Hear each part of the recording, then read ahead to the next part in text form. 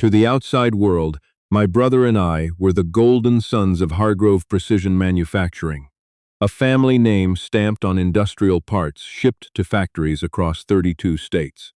Our father, Owen Hargrove, had built it from a single rented workshop in Dayton, Ohio, into a company worth north of $400 million. And on the night of my 22nd birthday, he sat us both down at the dinner table, slid 2 envelopes across the mahogany, and told us we were no longer welcome in his home, his company, or his life. No warning, no argument to defend ourselves against. Just 2 envelopes, each containing a check for $10,000 and a single sentence that I've never been able to scrub clean from my memory. The Hargrove name belongs to people who earn it. My brother Cole was 20 years old. He'd been studying mechanical engineering at Ohio State on the assumption that he'd one day run the manufacturing floor. I had just finished my first year at a law firm in Columbus, clerking for a partner who specialized in corporate contracts. We weren't failures. We weren't addicts or criminals or embarrassments. We were just inconvenient.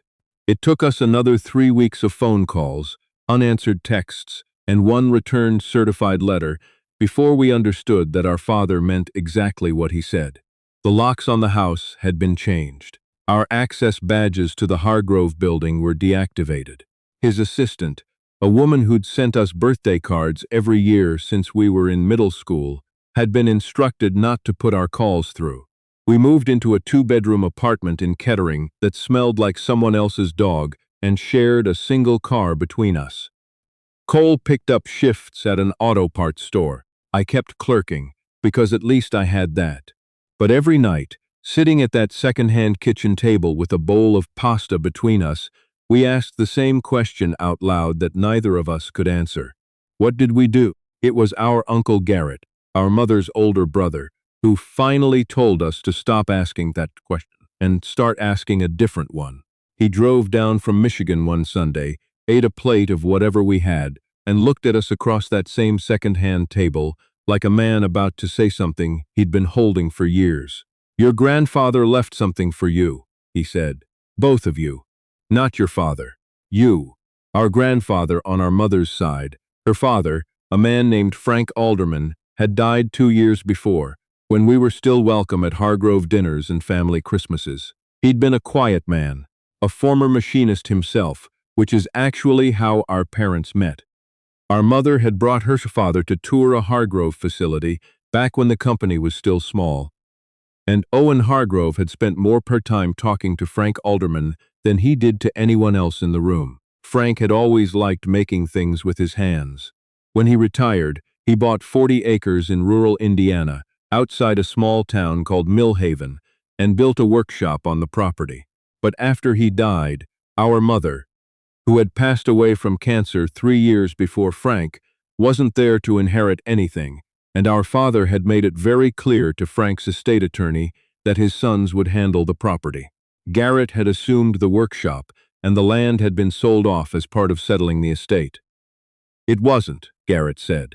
He pulled an envelope from his jacket, not a thin one like the envelopes our father had given us, but a thick one, worn at the corners like it had been handled many times. "Frank gave me this about 8 months before he died. Told me to hold on to it. Told me if either of your father's boys ever came to me looking lost, I should hand it over." He set it on the table and pushed it toward me. Inside was a handwritten letter, 2 keys on a rusted ring, and a folded sheet of paper with an address and a combination of numbers written in the deliberate, careful print of a man who'd spent his life making sure measurements were exact. The letter was 3 pages long. I'm not going to read it to you word for word, because some of it belongs only to us. But the part I'll never forget was near the end, where Frank wrote, "I don't know what's coming, but I know Owen, and I know that love for some men is a transaction. I want you to know there is one person in your life who always believed your worth was not something that could be revoked." Cole read it twice. Then he folded it very carefully and put it in his jacket pocket, and he didn't say anything for a long time. We drove to Millhaven the following Saturday. The drive took us 3 hours south and east, through the flat agricultural grid of central Indiana, past grain elevators and county roads with names instead of numbers, until the GPS routed us onto a gravel path that cut through a stand of bare-limbed oaks and ended at a gate made of welded steel pipe. The gate was padlocked. One of the keys on Frank's ring opened it. Beyond the gate, the gravel continued another quarter-mile to a low concrete structure that looked less like a workshop and more like a bunker someone had decided to make look slightly friendlier by adding wood siding. Grandpa Frank was not playing around, Cole said, getting out of the car. He wasn't. The door to the workshop was steel core, set in a steel frame, with a keypad lock beside it and a conventional deadbolt above. The second key handled the deadbolt. The numbers on that folded sheet of paper handled the keypad. The door swung open with the particular heaviness of something built to stay closed for a long time, and the air that came out was cool and dry and smelled faintly of machine oil and cedar. We stood in the doorway for a moment before either of us stepped inside.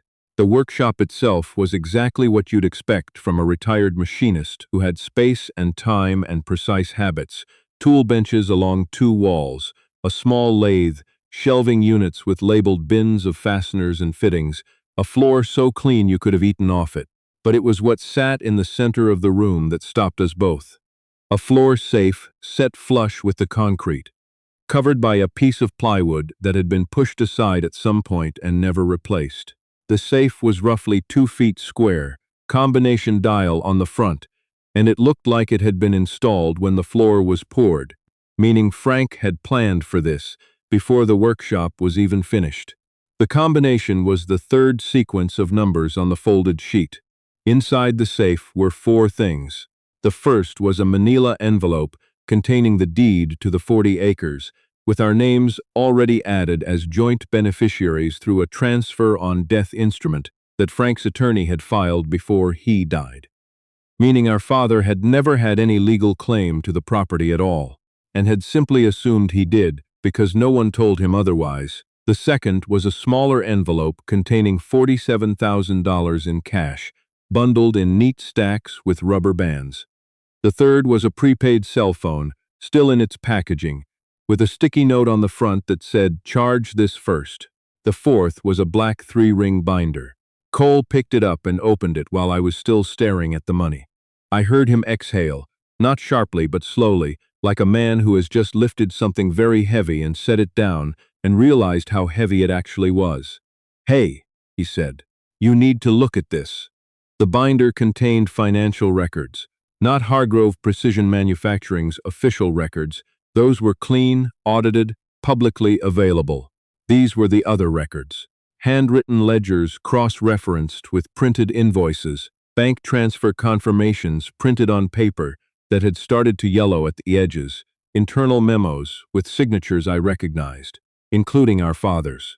What they documented, when you read them carefully and in sequence, was a decades-long scheme in which Hargrove Precision had been systematically overbilling government defense contracts by routing inflated invoices through a shell company called Meridian Industrial Supply, which had no employees, no physical address, and had been incorporated in Delaware by a registered agent who had since dissolved it. But not before our father had moved approximately $6 million through it over 11 years. Frank had worked as a machinist for a defense subcontractor in the 1990s. He understood the documentation. He understood what he was looking at. And at some point, we still don't know exactly how, he had come to understand what our father was doing and had quietly, methodically, assembled the evidence to prove it. "Why didn't he go to the authorities himself?" Cole asked, setting the binder down. I didn't have an answer right then. But later, reading the letter again more carefully, I found a line I'd skimmed past the first time. "I tried once. I was told, politely and then less politely, that the family needed to handle its own business. I learned that some doors close before you reach them. I left it for someone with less to lose and more to gain. Frank had gone to someone. Someone had discouraged him, and so he had sealed the evidence in a safe on 40 acres in rural Indiana and waited. Cole and I sat in that workshop for 2 hours before we talked about what to do. Option 1 was simple: take the money, take the land, Let the binder stay where it was. We had enough to get back on our feet. We didn't owe our father anything. We didn't owe anyone anything. Option 2 was the harder one, the one that meant attorneys, federal agencies, depositions, the kind of public exposure that would put our last name in news stories we couldn't control. It meant going up against a man with $400 million and lawyers who had spent decades protecting him. But there was a third thing in that binder that made option 1 impossible for me to choose. Near the back, behind the financial records, was a printed email chain. The chain was between our father and a man named Prescott Dunning, the senior partner at the firm where I had been clerking. The emails were from 2 years prior. In them, our father thanked Dunning for the referral, mentioned that the arrangement with the young man had been handled cleanly, and noted that he'd transferred the agreed-upon amount to Dunning's personal account at a bank in the Caymans. I was the young man. The arrangement was my clerkship. I had been placed at that firm not because of my qualifications, but because my father had paid for my placement so that he could have a contact inside a firm that handled corporate litigation. When I was no longer useful, when whatever he needed from that arrangement had been completed, I became expendable, which is when he handed me the envelope. I'm not going to pretend I took that calmly. I drove back to Columbus that night. Cole drove. I sat in the passenger seat and stared at the dark, flat highway and did not say a single word for 2 hours, because there was nothing to say that wasn't going to come out wrong. The following Monday, I didn't go back to the firm. Instead, I called a number I'd found through 3 hours of research the night before. The Department of Defense Office of Inspector General, which investigates fraud in defense contracting. I explained that I had documentary evidence of a contractor fraud scheme spanning over a decade and asked what the process was for submitting it. The woman on the phone was professional and specific and told me exactly what I needed to bring and where to bring it. I want to be honest about what the next 4 months looked like, because it wasn't a movie. It was paperwork. It was interviews in federal offices with fluorescent lighting where agents asked me the same questions in slightly different orders to see if my answers changed. It was Cole and I splitting the legal fees for an attorney named Diane Forsyth, who specialized in whistleblower cases and who had a reputation for not being impressed by powerful defendants. It was depositions. It was one very uncomfortable morning when an investigator called to tell us that the person who discouraged Frank had been identified, a former compliance officer at the subcontractor, now retired to Arizona, who confirmed everything and agreed to cooperate. It was also, somewhere in the middle of all of it, the Department of Labor informing us that under the False Claims Act, as co-relators on the case, Cole and I were entitled to a percentage of the government's recovery. We did not know this when we made the decision. I want to be clear about that.